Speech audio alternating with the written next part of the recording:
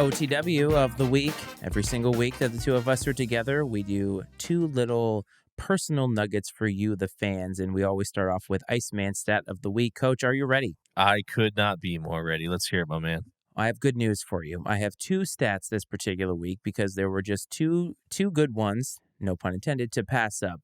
But we talked about Lionel Messi. Now, we also talked about salaries as well. Lionel Messi is now one of 10 athletes in North America to sign a contract worth more than $50 million annually. Of those 10, 6 of them are from the NBA, 3 of them are from the NFL, and one of them is Lionel Messi. Do you know who the two tied for the highest annual salary are? I do not, my friend, but I have a feeling you're about to tell me. They are two NBA stars. They would be Devin Booker and Karl Anthony Towns. I guarantee you, if I gave you 100 guesses, you would not have gotten either of those names. Not a chance. So it tells you something when you talked about salaries. 6 of them coming out of the NBA is pretty amazing, especially for a league that I don't think we realize is so lucrative. I mean, these max contracts, these guys are getting paid. So for Messi to just sort of slot in to that and make $53 million and be in the top 10 of all the annual salaried guys, which, by the way, 2 of the NFL guys, Jalen Hurts and Lamar Jackson, who just signed their contracts. So they are freshly minted $50 million athletes. The other stat of this week pertains to Oklahoma softball, because obviously we've talked a lot of softball. We talked about their dominance last week. This is directly from ESPN. I want to make sure that I get that part of it right. Oklahoma, their runs scored over the past 3 seasons. Oklahoma has scored 1,718 runs over the past 3 seasons. Again, this is per ESPN. Their opponents in that time frame have scored 241 runs.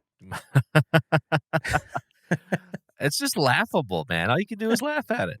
Yeah, I saw that stat last Friday. I looked at whenever I took the screenshot of it.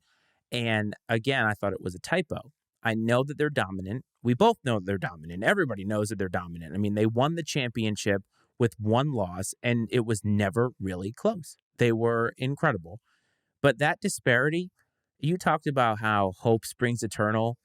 Almost none of those teams had hope every time they went out there. Like, just a bludgeoning. To outscore your opponent by that many runs is just unfathomable dominance.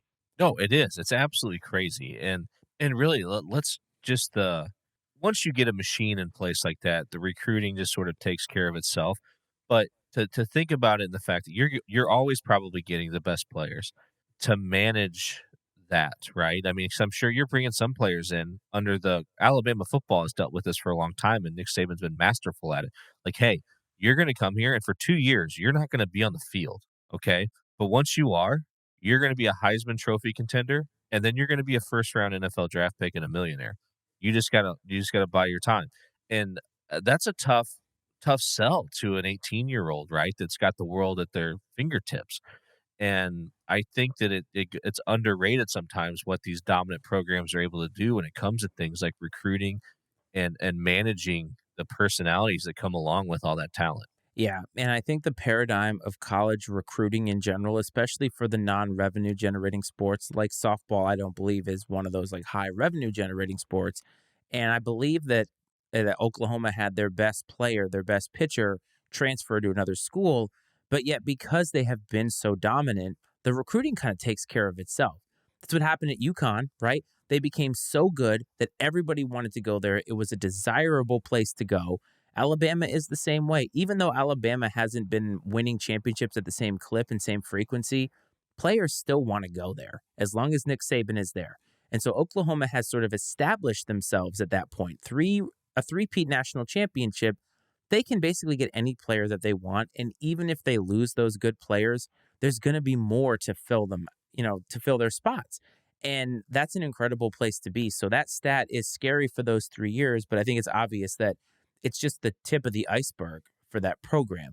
And it's really, really fascinating. However, we have one more thing to do.